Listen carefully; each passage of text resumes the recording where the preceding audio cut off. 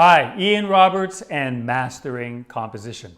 So listen, thank you so much for your comments. I really appreciate them, and sometimes there's questions and I try to answer them right there. Also, one question was, what's my palette? You know, what are the colors on my palette? And that I've just posted down below in case you'd never caught it.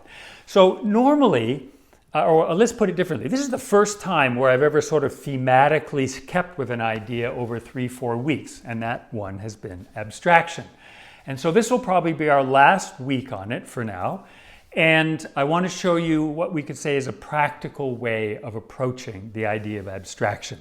Because it's important, you know, if you're painting from nature, from life, just to learn how to simplify and design more effectively.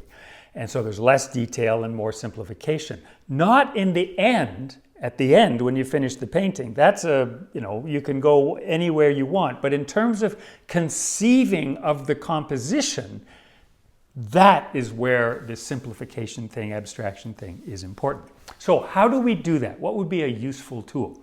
And that would be a 3-value drawing, the 3 steps. Now we've said that color gets all the attention, but value does all the work. So that's why a 3-value drawing does a lot to help you understand your design. The world is obviously not in 3 values, or not very often. So it forces us to abstract or to interpret it.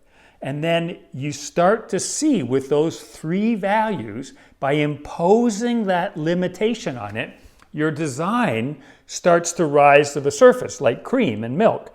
And then you start to say, oh, I see, I've got strength there. Or if you can't seem to carry, can it carry the painting?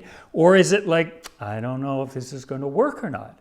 You know, you can obviously, once you've done a 3-value thing, add another value or 2, add nuanced color, add detail. All those things will add to the design, but can you force it into a 3-value drawing? So I'm going to show you 3 quick examples now.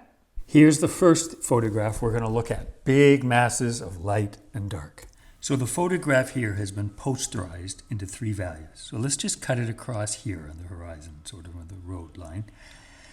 The first value will be the color of the paper, the value of the paper.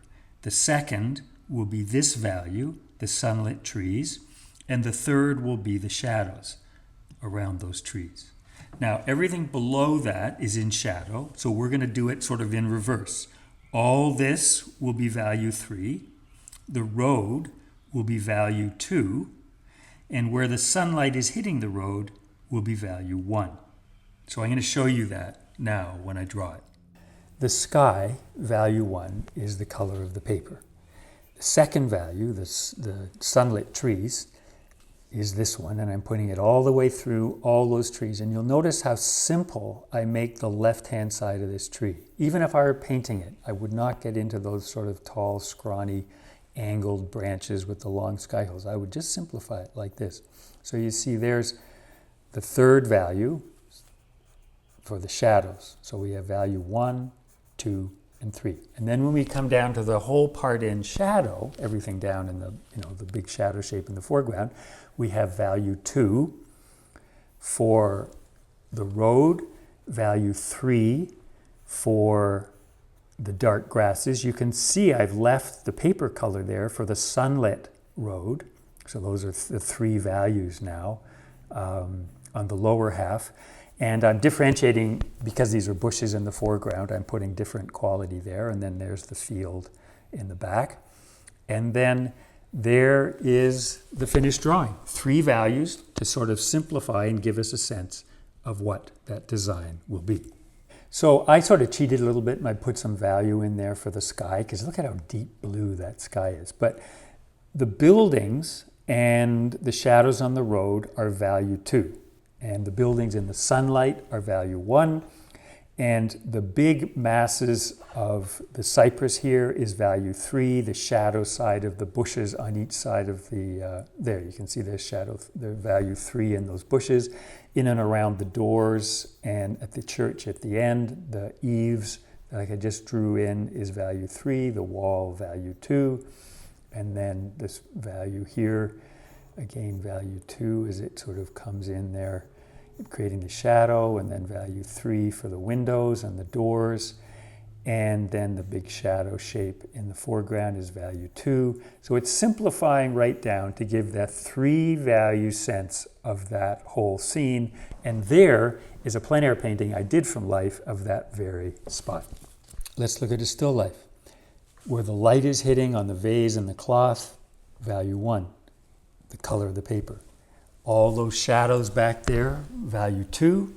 And value 3, the really dark shadows at the bottom of the vase, the right-hand side of the bowl, back over there on the right and down along the bottom. And there's the still life in 3 main value masses. You can learn a lot about what you anticipate you're going to paint by reducing it to those 3 values and seeing how strong the design is. Well, as always, I hope you found that helpful and practical. I think you can learn a lot by just before beginning having a look at your designs and reducing them to 3 values and seeing the strength of your design. So I will see you next week. Please do sign up for my email list, and then you'll get this Tuesday video every week in your inbox. Have a great week, and bye for now.